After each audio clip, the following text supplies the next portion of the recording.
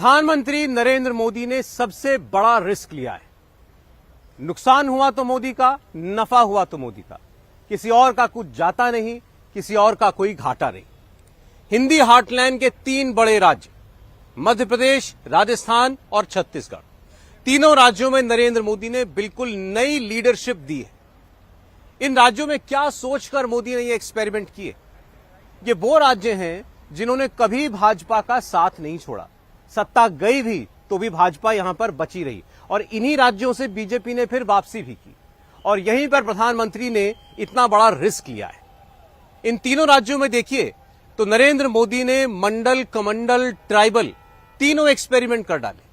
अब इन एक्सपेरिमेंट से नरेंद्र मोदी को नुकसान हुआ तो कितना नुकसान होगा, फायदा हुआ तो कितना फायदा होगा, आपको बताते हैं इस रिपोर्ट से।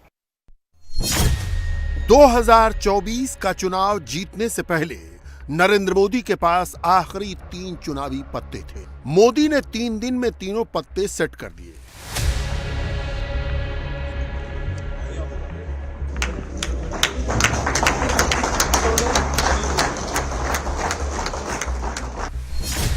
मध्य प्रदेश में ओबीसी मुख्यमंत्री, छत्तीसगढ़ में आदिवासी मुख्यमंत्री और राजस्थान में ब्राह्मण मुख्यमंत्री। मैं इतना विश्वास दिलाना चाहता हूं कि राजस्थान की ये जो टीम है, राजस्थान के जो सभी हमारे विधायक हैं, निश्चित रूप से जो राजस्थान की अपेक्षा है हमसे, भारतीय जनता पार्टी से, हम माननीय हमारे यशस्वी प्रधानमंत्री नरेंद्र मोदी जी के नेतृत्व में हम राजस्थान का पूरी तरह से सर्वांगीण विकास किसी भी क्षेत्र में हो, निश्चित रूप से हम पूरा करेंगे। ये मैं आप सभी को विश्वास दिलाता हूं। सांगानेर से पहली बार विधायक चुने गए भजनलाल शर्मा राजस्थान के मुख्यमंत्री बनेंगे। ये कहीं से चर्चा में भी नहीं था। चर्चा दलित, महिला या राजपूत मुख्यमंत्री की थी। नरेंद्र मोदी ने सबको चौंका दिया। भजनलाल शर्मा असम के मुख्यमंत्री हिमंता बिस्वा शर्मा के बाद बीजेपी के दूसरे ब्राह्मण मुख्यमंत्री बनने जा रहे हैं। भजनलाल शर्मा ब्राह्मण राजस्थान के मुख्यमंत्री होंगे। दिया कुमारी सिंह राजपूत राजस्थान की पहली उप मुख्यमंत्री होंगी। डॉक्टर प्रेम सिंह बैरवा दलित राजस्थान के दूसरे उप मुख्यमंत्री होंगे। वासुदेव देवनानी बनिया राजस्थान विधानसभा के अगले स्पीकर होंगे। एक झटके में 4 समीकरण कैसे सेट होते हैं, राजस्थान का ये एग्जाम्पल देख लीजिए। समीकरण ऐसे सेट होते हैं। भजनलाल शर्मा संगठन के आदमी हैं। संघ के साथ उनका पुराना नाता है। वो 4 बार राजस्थान प्रदेश बीजेपी के महामंत्री रहे हैं। वसुंधरा राजे को 2 बार मुख्यमंत्री बनाने में उनका योगदान रहा है। अब भजनलाल शर्मा पहली बार राजस्थान की कमान संभालने जा रहे हैं। एक अनुभवी व्यक्ति को जो 3 बार हमारे पार्टी का महामंत्री रहा, जिसने पूरे राजस्थान को घुमा हुआ है, वो मुख्यमंत्री बन गए, बड़ी खुशी की बात है। समीकरण जाति के आधार पर नहीं, कर्म के आधार पर है। जो कर्मशील कार्यकर्ता है उनको मौका मिलता है पार्टी का, यही तो इस पार्टी की खूबी है। इसीलिए तो कहते हैं ना, मोदी है तो मुमकिन है, मोदी है तो मैजिक है, इसीलिए तो है। वसुंधरा जी के हम समर्थक हैं, ये बात ठीक है कि वही समर्थक है। समर्थक होना अलग बात है और पार्टी का फैसला अलग बात है। पार्टी का फैसला वसुंधरा जी ने माना, हमने भी माना। ये भारतीय जनता पार्टी में संभव है, कांग्रेस में संभव नहीं है। कांग्रेस में तो कितने झगड़े हुए थे अशोक गहलोत और सचिन पायलट जी के बीच में। तो निश्चित रूप से भारतीय जनता पार्टी में कार्यकर्ताओं को सम्मान जो मिलता है, मेरे जैसा आदमी, अध्यापक का लड़का विधायक बन सकता है दूसरी बार, भारतीय जनता पार्टी में संभव है। किसी पार्टी की लीडरशिप के हाथ में क्या होता है? लीडर चुनना ही लीडरशिप का काम है, जिसके जरिए लीडरशिप काम करती है। नरेंद्र मोदी के पास ये मौका आया तो मोदी ने पूरा टाइम लिया। 360 डिग्री एंगल से सोच विचार करने और चारों तरफ से फीडबैक लेने के बाद मोदी ने फैसला आउट कर दिया। श्रीमती वसुंधरा राजे के द्वारा श्री भजनलाल शर्मा का नाम प्रस्तावित किया गया और सर्वसम्मत से सभी ने इनका समर्थन किया है। और विशेष रूप से इनके नाम का समर्थन प्रारंभ में जिन लोगों ने किया, श्री किरोड़ीलाल जी मीणा, श्री वासुदेव जी देवनानी, श्री मदन दिलावर, श्री जवाहर वेडम जी और श्री जाबर सिंह जी, इन सब सारे लोगों ने और इसके अतिरिक्त पूरे सदन ने श्री भजनलाल जी शर्मा के नाम का समर्थन हुआ। इसलिए मैंने घोषणा की कि श्री भजनलाल जी शर्मा राजस्थान भारतीय जनता पार्टी विधायक दल के सर्वसम्मत नेता निर्वाचित हुए। और इसके अतिरिक्त मैं आपको जानकारी देना चाहता हूं, भजनलाल जी शर्मा जी से भी बातचीत हुई है। 2 उप मुख्यमंत्री होंगे, श्रीमती दिया सिंह और दूसरे श्री प्रेमचंद बैरवा। और यह भी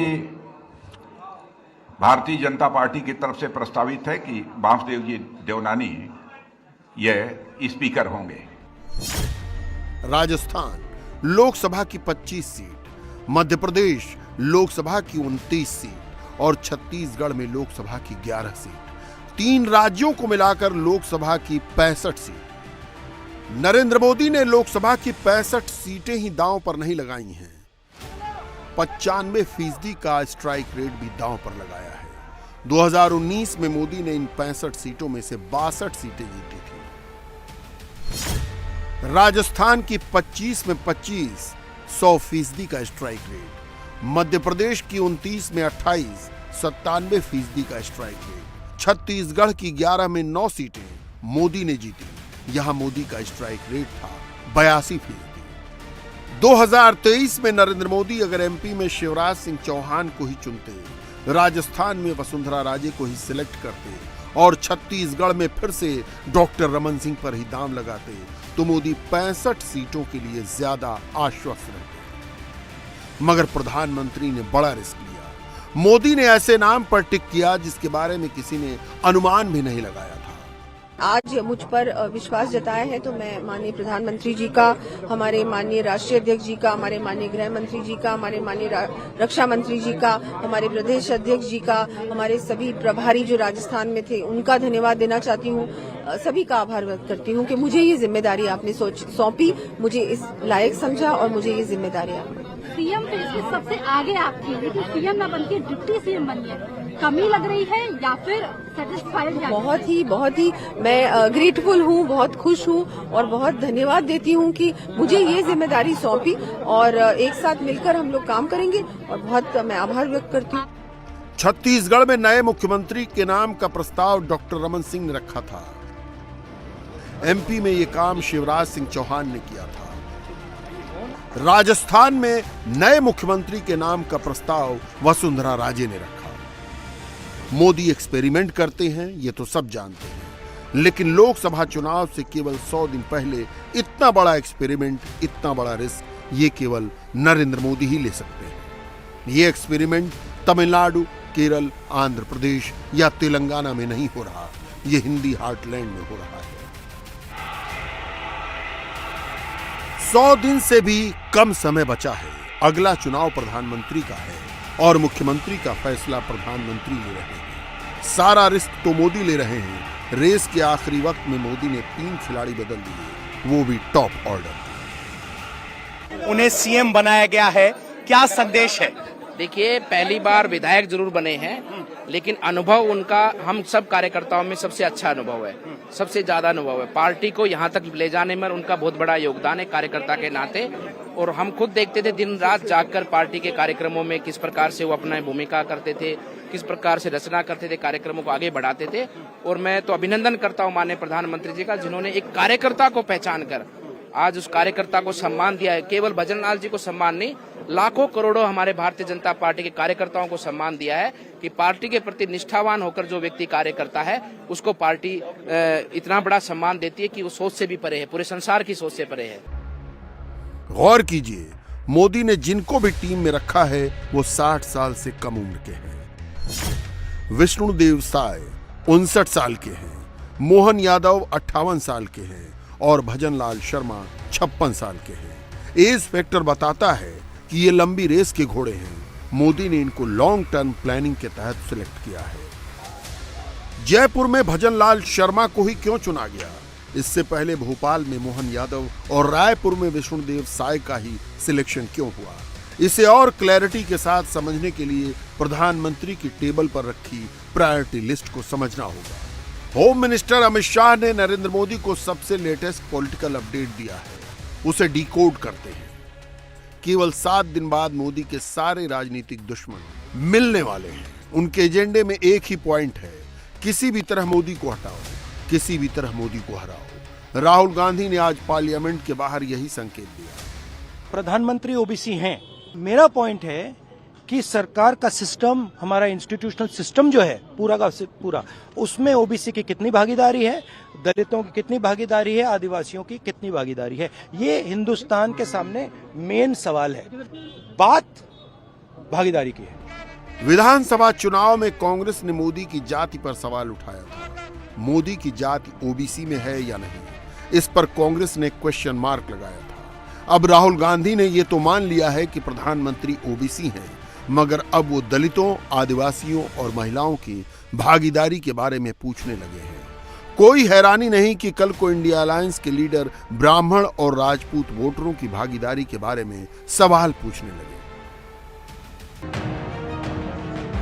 आगे बढ़ने से पहले आपको राहुल गांधी की पूरी बात सुना देते हैं। हमारा भी ओबीसी था, इन्होंने ओबीसी दिया, ठीक है, वो इशू नहीं है। सवाल यह है कि स्ट्रक्चर के अंदर कितनी भागीदारी है। प्रधानमंत्री ओबीसी हैं, मगर सरकार को 90 अफसर चलाते हैं। 90 अफसर में से 3 ओबीसी हैं और जो ओबीसी हैं उनका कोने में ऑफिस है। तो मेरा पॉइंट है कि सरकार का सिस्टम, हमारा इंस्टीट्यूशनल सिस्टम जो है पूरा का पूरा, उसमें ओबीसी की कितनी भागीदारी है, दलितों की कितनी भागीदारी है, आदिवासियों की कितनी भागीदारी है, ये हिंदुस्तान के सामने मेन सवाल है। ये मेन इशू है। और 24 घंटा ये डिस्ट्रैक्ट करने के लिए कभी जवाहरलाल नेहरू के बारे में बोलेंगे, कभी किसी और के बारे में बोलेंगे। बात भागीदारी की है। भागीदारी का सवाल राजनीति का सबसे बड़ा सवाल है। जिसकी जितनी संख्या भारी, उसकी उतनी हिस्सेदारी। राम मनोहर लोहिया और कांशीराम से होते हुए यह नारा कांग्रेस के राहुल गांधी तक चला आया है। राहुल गांधी ने मुद्दा तो सही उठाया, लेकिन गलत लाइन अप्रोच कर ली। पब्लिक को मुख्यमंत्री का नाम याद रहता है, चीफ सेक्रेटरी और प्रिंसिपल सेक्रेटरी को कोई नहीं जानता। नरेंद्र मोदी ने क्या किया? नरेंद्र मोदी ने एक साथ ब्राह्मण, राजपूत, दलित और बनिया सबको सेट कर दिया।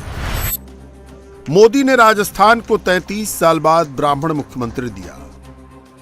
राजस्थान से पहले छत्तीसगढ़ में वो आदिवासी मुख्यमंत्री बना चुके हैं और मध्य प्रदेश की सबसे बड़ी कुर्सी पर यादव मुख्यमंत्री को बिठा दिया।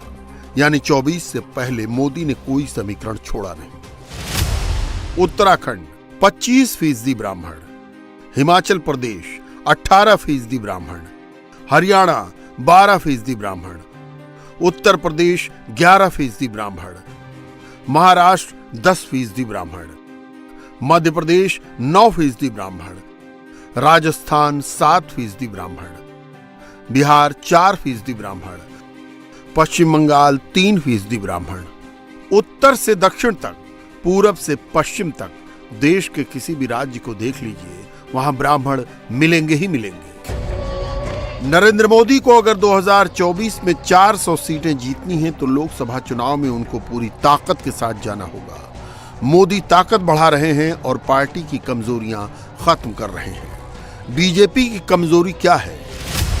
ओबीसी के शोर में बीजेपी का कोर ब्राह्मण वोट बैंक कहीं न कहीं पिछड़ने लगा था। राम मंदिर आंदोलन के पहले से ही ब्राह्मण बीजेपी को सपोर्ट करते रहे हैं। बीजेपी को एक वक्त ब्राह्मण और बनिया की पार्टी कहा जाता था, लेकिन जब से मंडल हावी हुआ, ब्राह्मण नेताओं के हाथ में नेतृत्व नहीं था। महाराष्ट्र में सबसे बड़ी पार्टी के नेता होने पर भी देवेंद्र फडणवीस को मुख्यमंत्री नहीं बनाया गया। फडणवीस को एकनाथ शिंदे के अंडर में डिप्टी सीएम बनाकर रखा गया। यूपी में 2 करोड़ से ज्यादा ब्राह्मण हैं, वहां भी ब्राह्मण को डिप्टी सीएम ही बनाया गया। बीजेपी को अनकंडीशनल सपोर्ट के बावजूद ब्राह्मण लीडरशिप को नेतृत्व नहीं मिल पा रहा था। मोदी के एक फैसले से ब्राह्मणों में यह मैसेज चला गया कि मोदी उनके बारे में भी सोच रहे हैं। बीजेपी में ओबीसी वोट नरेंद्र मोदी के नाम पर चला आता है। पिछड़ा वोट मोदी ने थर्ड फ्रंट के दलों से खींचा है, मगर ब्राह्मण, दलित और आदिवासी वोट बैंक बीजेपी ने कांग्रेस से लिया है। जिस वर्ग ने मोदी को वोट दिया, उन सभी वर्गों को मोदी ने कुछ न कुछ दे दिया। भजन लाल जी बहुत ही अनुभवी कार्यकर्ता है। भजन लाल जी ने लंबे समय से पार्टी के व्याप को बढ़ाने के लिए, पार्टी के विस्तार के लिए पूरे रात दिन एक किया है। अपना घर परिवार छोड़कर पार्टी के काम में उन्होंने अपना पूरा जीवन समर्पित किया है। तो आज एक ऐसे कार्यकर्ता को मुख्यमंत्री के रूप में पाकर पूरे राजस्थान के कार्यकर्ताओं में उत्साह है, ऊर्जा का संचार हुआ। मोदी के लिए एक दूसरा रिस्क भी है। बॉडी लैंग्वेज पढ़ने वाले एक्सपर्ट्स ने ये रिस्क जयपुर और भोपाल दोनों जगह देखा। क्या राजस्थान में महारानी से मोदी को खतरा है, जो आज बहुत ही अनकंफर्टेबल दिखी? मध्य प्रदेश में तो शिवराज सिंह चौहान ने बाकायदा प्रेस कॉन्फ्रेंस कर दी। मैंने उस दिन, जब आपको ध्यान होगा, जो संदर्भ था वो ये था कि बाकी दिल्ली में है, आप दिल्ली जाएंगे क्या?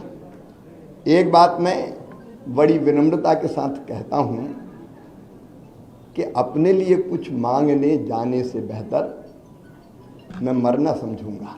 वो मेरा काम नहीं है, इसलिए मैंने कहा था मैं दिल्ली नहीं जाऊंगा। शिवराज सिंह चौहान में अभी बहुत राजनीति बची है।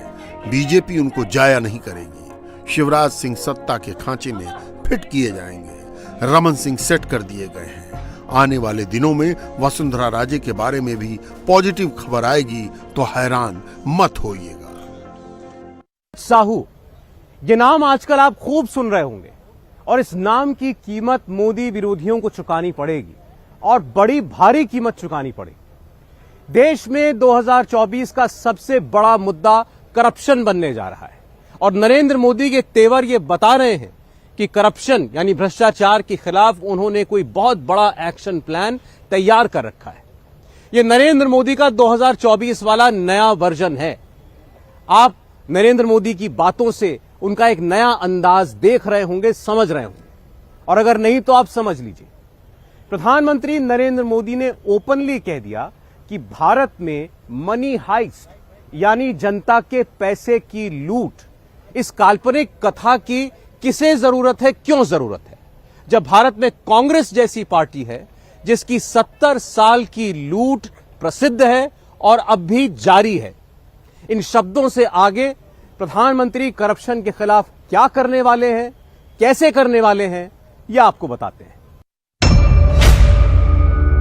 मोदी ने आज किसे डकैत कहा, इशारों इशारों में किसे डकैतों का सरदार कहा।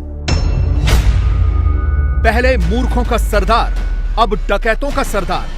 मोदी अपनी डिक्शनरी से चुन चुन कर शब्द निकाल रहे हैं। 23 के मोदी विनर हैं तो 24 वाले मोदी अग्रसर भी दिखेंगे। करप्शन पर ऑल आउट अग्रेसिव भी होंगे। विरोधियों के लूटतंत्र पर इन दिनों मोदी अपनी टाइमलाइन पर जैसे जैसे शब्द लिख रहे हैं वो यूं ही नहीं लिख रहे, उसके पीछे एक वेल प्लान्ड स्ट्रेटजी है।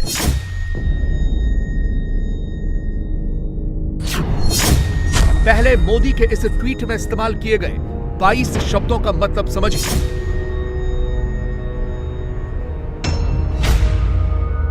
मोदी ने लिखा, भारत में मनी हीस्ट यानी पैसे की लूट की काल्पनिक कथा की जरूरत किसे है?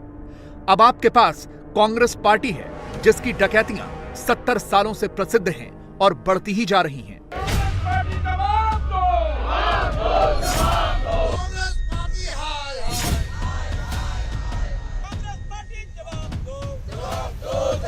प्रधानमंत्री ने 24 की थीम सेलेक्ट कर ली है। का से कांग्रेस, का से करप्शन वाली स्क्रिप्ट लिख ली है। मोदी ने पूरा नैरेटिव ही चेंज कर दिया है, गेम ही बदल दिया है। करप्शन वाले पोस्टर में कांग्रेस का नाम कुछ ऐसे फिट कर दिया है। कैश कुबेर सांसद धीरज साहू के साथ राहुल की फोटो, कांग्रेस पार्टी जवाब दो। तो क्या 24 के लिए अब यही है बीजेपी का चुनावी मोटो?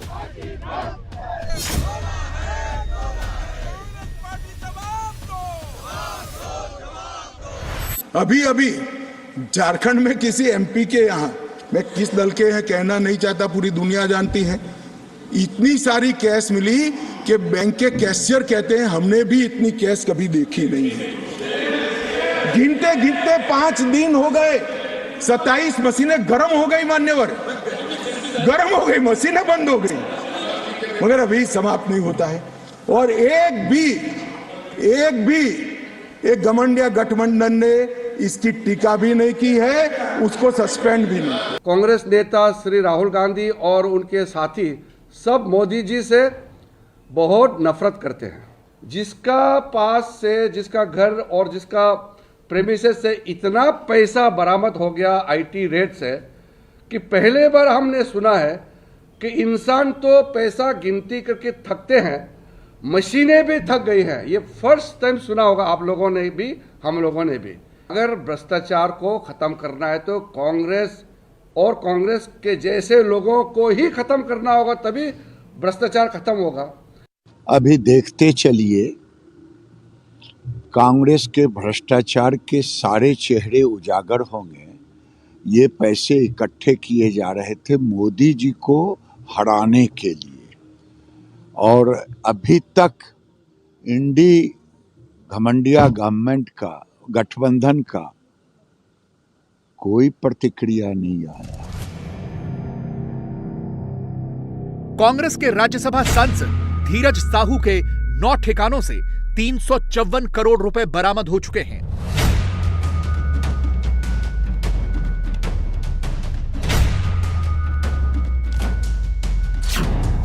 शेयर के कागजात, जेवर, यहां तक कि सोने के 40 बिस्किट तक मिले हैं। राहुल ने वैसे तो खोली थी मोहब्बत की दुकान, मगर बीजेपी ने अब कहना शुरू कर दिया है ये तो है राहुल की पार्टी के भ्रष्टाचार की खदान। पूरा देश राहुल से जानना चाहता है धीरज साहू के 350 करोड़ का सच क्या है। मगर राहुल जब कैमरे पर आते हैं तो धन की बात तो करते हैं, मगर उनके सांसद ने अपने ठिकानों पर धन का अंबार क्यों लगाया, कैसे लगाया, किसके कहने पर लगाया, राहुल ये बताने से बचते हैं। ये पूरा का पूरा डिस्ट्रैक्ट करने का है।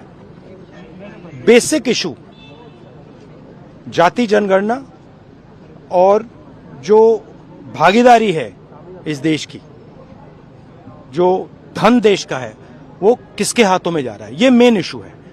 और इस इशू को ये लोग डिस्कस नहीं करना चाहते, इससे डरते हैं, इससे भागते हैं। मगर ये इशू को हम आगे ले जाएंगे और जो गरीब लोगों का हक है वो हम उनको दिलवाएंगे। क्या कांग्रेस धीरज साहू जैसे कैश कुबेरों को सांसद बनाती है, इसीलिए राहुल एक गरीब रामेश्वर के साथ फोटो खिंचवाते हैं? क्या करोड़ों का कैश सीधे कांग्रेस पार्टी को ट्रांसफर होता है, इसीलिए धीरज साहू जैसे रईस सांसदों का टेनोर बढ़ता है? कांग्रेस ने अपने कैश कुबेर सांसद धीरज साहू से पल्ला झाड़ा, मगर क्या ऐसा करके राहुल की पार्टी ने सच्चाई पर पर्दा डाला? कांग्रेस जिस धीरज साहू के बिजनेस से दूरी बनाती है, वही धीरज साहू राहुल को गले लगाते हैं। कांग्रेस जिस कैश को धीरज साहू की प्रॉपर्टी बताती है, वही कैश कुबेर कांग्रेस के सांसद राहुल के साथ कांग्रेस की हाई लेवल मीटिंग में दिखते हैं। वो कभी बघेल के साथ फोटो खिंचवाते हैं,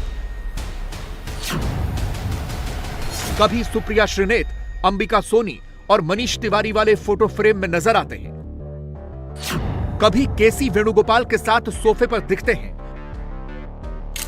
तो कभी हाथ में हाथ वाली पिक्चर क्लिक करवाते हैं।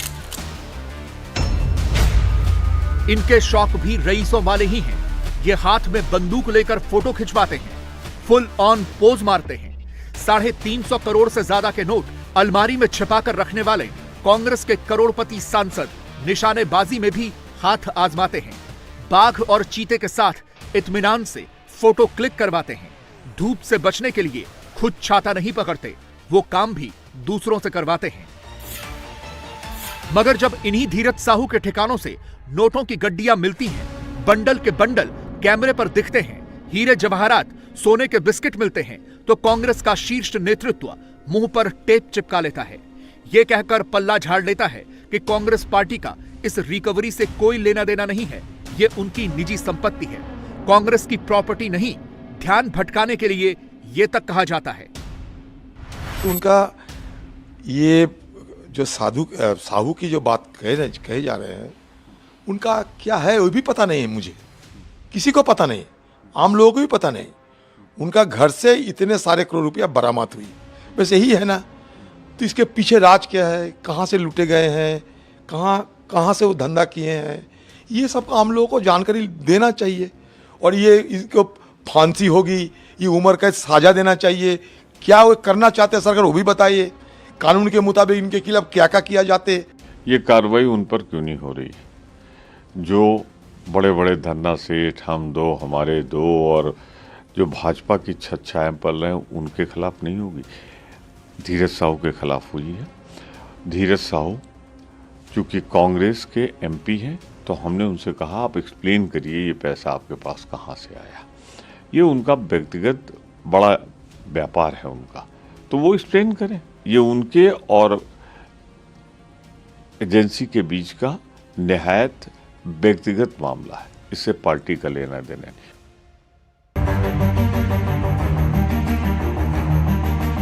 राहुल गरीबों का धन लौटाने की बात करते हैं, मगर कैमरे पर धन लूटकर अलमारी में जमा करने वाले धीरज साहू पर एक शब्द नहीं बोलते। मोदी कांग्रेस पर अटैकिंग लाइन लेते हैं, कांग्रेस के लूट को डकैती से जोड़ देते हैं, तो इससे कांग्रेस पार्टी को मिर्ची लग जाती है। जयराम रमेश मोदी को टैग करके अडानी वाला टेप ऑन कर देते हैं, मनी हीस्ट की मनोहर कहानियां सुनाने लगते हैं। मोदी पर अटैक करने वाला कांग्रेस का इकोसिस्टम सेल्फी विद बेस्टी वाला पोस्टर घुमाने लगता है। मगर इन सब के बीच कांग्रेस ये नहीं बताती है कि धीरज साहू का छिपाया हुआ कैश कहां से आया, किसके पास पहुंचा। सवाल यह है कि नोटों की गड्डियां और नोटों के बंडल जमा करने वाले धीरज साहू से कांग्रेस का यह रिश्ता क्या कहलाता है। यह समझने के लिए आपको कांग्रेस के कैश कुबेर के साम्राज्य को समझना होगा। बीजेपी का दावा है कि कांग्रेस खुलकर धीरज साहू के खिलाफ इसलिए कुछ नहीं बोल पा रही, सॉफ्ट रवैया अपना रही है क्योंकि कांग्रेस पार्टी और धीरज साहू के परिवार का बहुत गहरा कनेक्शन है। ये कैसे, अब ये समझिए। 3 बार के राज्यसभा सांसद धीरज साहू का परिवार भी कांग्रेस का फेवरेट रहा है, क्योंकि धीरज साहू के भाइयों को भी कांग्रेस ने 3 बार लोकसभा का टिकट दिया। धीरज साहू और उनका एक भाई झारखंड कांग्रेस के ट्रेजरर भी रह चुके हैं। मजेदार बात यह है कि धीरज साहू के राज्यसभा प्रोफाइल में कहीं भी इस बात का जिक्र नहीं है कि वो कांग्रेस के स्टेट ट्रेजरर थे। अब धीरज साहू से जुड़ा एक और चौंकाने वाला फैक्ट सुनिए। कांग्रेस ने 2009 और 2014 में धीरज साहू को 2 बार लोकसभा का टिकट दिया, लेकिन वो दोनों ही बार जीत नहीं पाए। बावजूद इसके कांग्रेस पार्टी ने उन्हें 3 बार राज्यसभा का सांसद बनाया। धीरज साहू के भाई शिव प्रसाद साहू 2 बार कांग्रेस के टिकट पर लोकसभा के सदस्य बने। धीरज साहू के एक और भाई गोपाल साहू को कांग्रेस ने 2019 चुनाव में टिकट दिया, मगर वो बीजेपी के जयंत सिन्हा से हार गए। रिपोर्ट्स के मुताबिक धीरज साहू के भाई शिव प्रसाद साहू के कार्यकाल के दौरान उनके परिवार का काफी प्रभाव था। संसदीय और विधानसभा चुनावों के साथ साथ मंत्री पद के लिए कांग्रेस के उम्मीदवारों का फैसला भी उनकी सिफारिशों पर किया जाता था। वो इंदिरा गांधी के भी करीबी थे। साहू परिवार ने खास तौर पर झारखंड के लोहरदग्गा और पड़ोसी जिलों में कांग्रेस पार्टी को आर्थिक और चुनावी राजनीति में समर्थन देने में लगातार महत्वपूर्ण भूमिका निभाई। कांग्रेस की राजनीतिक गतिविधियों में अपनी अहम भूमिका की वजह से ही साहू परिवार के पैतृक घर को अक्सर लोहरदग्गा का व्हाइट हाउस कहा जाता है। इन डिटेल से एक चीज तो क्लियर है, साहू परिवार कांग्रेस के बेहद करीब है। बीजेपी तो धीरज साहू को कांग्रेस का एटीएम तक कह रही है। तो क्या इसीलिए राहुल कैश कुबेर पर हुए 23 के सबसे बड़े खुलासे पर चुप हैं? और क्या कांग्रेस इसीलिए नोटों के बंडल वाले खुलासे पर मौन व्रत धारण किए हुए है, पल्ला झाड़ने की कोशिशों में जुटी है? कोई व्यक्ति के कार्यकलाप पार्टी के नहीं होते।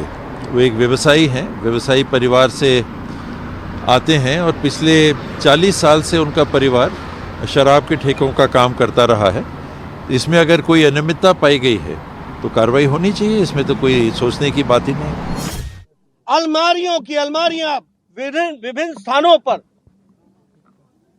नोटों की गड्डियां, ब्लैक मनी, भ्रष्टाचार का पैसा, गरीबों का पैसा मेहनतकश लोगों का पैसा जो चूस करके इन कांग्रेसियों ने इकट्ठा किया है, उसका जीता जागता प्रमाण है। और अभी तो गिनती जारी है, अभी तो स्कोर चल रहा है। ये पता नहीं ये काउंटिंग कहां जाकर के रुकेगी। और यह तो यह टिप ऑफ द आइसबर्ग है, यह सिर्फ इनका एक छोटा सा नमूना है। कांग्रेस आकंठ भ्रष्टाचार में डूबी हुई पार्टी है और ये बार बार आईटी, ईडी एजेंसीज इन पर आरोप लगाते रहे हैं। आज भारतीय जनता पार्टी, कांग्रेस पार्टी और स्पष्ट रूप में राहुल गांधी से पूछना चाहती है कि धीरज साहू के ठिकानों से निकला हुआ काला धन, उस पर उनको क्या कहना है। धीरज साहू के खिलाफ चुप रहना, खुलकर कुछ न कहना, ऐसा लग रहा है कि सीधा ऑर्डर कांग्रेस आलाकमान की ओर से आया है। यह समझने के लिए कुछ और तस्वीरें देखिए। इनमें से कुछ तो हाल फिलहाल की ही हैं। तस्वीरों में आप धीरज साहू को कांग्रेस अध्यक्ष खड़गे के साथ देख सकते हैं। ये सारी तस्वीरें ज्यादा पुरानी नहीं हैं, कुछ महीनों पहले की हैं। धीरज साहू ट्विटर पर राहुल को टैग करके मोदी पर करप्शन और एंटी पुअर होने का आरोप लगाते रहे हैं। अपनी टाइमलाइन पर भ्रष्टाचार वाले बड़े बड़े टैक्स चिपकाते रहे हैं। मगर धीरज साहू खुद खजाने के ढेर पर बैठे दिखे हैं। देश की जनता गरीब होती जा रही है, सिर्फ मोदी मित्र अमीर होते जा रहे हैं। ट्विटर पर यह पोस्ट लिखने वाले भी धीरज साहू ही हैं। वही धीरज साहू जिनके खुद के ठिकानों से 350 करोड़ से ज्यादा के नोट मिले हैं। और अभी इन नंबर्स में और भी इजाफा हो सकता है। मंगलवार को धीरज साहू के घर पर रेड का 7वां दिन था। इस बीच साहू के रांची वाले घर की तस्वीर सामने आई है। इन तस्वीरों में आप एक लाइन से कतारों में खड़ी लग्जरी गाड़ियों को देख सकते हैं। बताया जा रहा है कि धीरज साहू के पास हर तरह की लग्जरी गाड़ियां हैं। इस घर में 40 कमरे हैं। एक एक कमरे को खंगाला जा रहा है। फिलहाल अभी हम हैं धीरज साहू के रांची स्थित रेडियम रोड के मकान पर, जहां आप देख सकते हैं धीरज साहू के घर पे आपको गाड़ियों का काफिला नजर आएगा। हम आपको दिखाएंगे, गाड़ियों का नंबर गिनते गिनते थक जाएंगे। फिलहाल यहां पर इनकम टैक्स की टीम जांच कर रही है और कल से लेकर आज दोनों दिन इनकम टैक्स की टीमों ने कई अहम दस्तावेज जब्त किए हैं। कांग्रेस का इकोसिस्टम करोड़ों रुपए के बंडल पकड़े जाने पर चुप है, मगर चोरी से इकट्ठा की गई रकम को डिफेंड करने के लिए भी तरह तरह के हथकंडे अपना रहा है। हर घंटे 2 घंटे पर मामले को डाइवर्ट करने वाला एजेंडा ही घुमा रहा है, सच नहीं बता रहा। ये इतने 300-350 करोड़ रुपया कैश जब अपने देश में सारे लोग सब्जी खरीदने के लिए भी डिजिटल यूज करता है, ऐसे देश में इतने कैश एक सांसद के परिसर में, उनके निवास में, उनके ऑफिस में, कांग्रेस ये सब भ्रष्टाचार, हम भ्रष्टाचार के खिलाफ है, ट्रांसपेरेंसी होना चाहिए, ये सब बताने वाले लोग इस पर जवाब क्यों नहीं दे रहे? उनका चुप्पी उनको तोड़ना चाहिए। धीरज साहू के करप्शन पर तो राहुल कैंप में सन्नाटा पसरा है, मगर राहुल की पार्टी को करप्शन वाले बंडलों के पकड़े जाने पर उन रघुराम राजन से आउटसाइड सपोर्ट मिला है, जिनके साथ राहुल ने वीडियो बनाया था। चंद पूंजीपति ही देश में अमीर क्यों हो रहे हैं, ये वाला एजेंडा चलाया था। रघुराम राजन ने धीरज साहू के यहां हुई रेड में मिली 350 करोड़ रुपए से ज्यादा की रकम को यह कहकर डिफेंड किया है कि कांग्रेस को भी चुनाव लड़ना है। रघुराम राजन के मुताबिक चुनाव लड़ने के लिए पैसे चाहिए होते हैं, इसलिए विपक्षी दलों का कालाधन रखना कोई गलत बात नहीं है। उनके मुताबिक सरकार में रहने वाला दल वैध पैसों से चुनाव लड़ सकता है, इसलिए उसे कोई समस्या नहीं होती। विपक्ष को भी चुनाव लड़ने के लिए पैसा चाहिए होता है, इसलिए वो कालाधन रखते हैं, जो कि गलत नहीं है। एक लाइन में कहें तो रघुराम राजन ने एक तरह से राहुल को सलाह दी है कि अगर कोई विपक्षी दल भ्रष्टाचार से कमाए गए पैसे के बल पर चुनाव लड़ता है तो यह गलत नहीं है। बीजेपी इसीलिए पहले दिन से आरोप लगा रही है कि धीरज साहू का जमा किया हुआ पैसा तो सीधे कांग्रेस आलाकमान को ट्रांसफर हो रहा है। काले धन का अंबार, पहाड़ के जैसा दृश्य पैसों का कांग्रेसी सांसद के यहाँ, और ये पैसे घोटालों का है और उन घोटाले के पैसों का राजनीति में उपयोग करने के काम में कांग्रेसी लाते आए। अब वहाँ के पैसे यहाँ पर दिल्ली तक पहुँचता है और दिल्ली में जो कांग्रेस के हाई कमान है, आला कमान है, उन पैसों का उपयोग चुनाव में किए जाते हैं।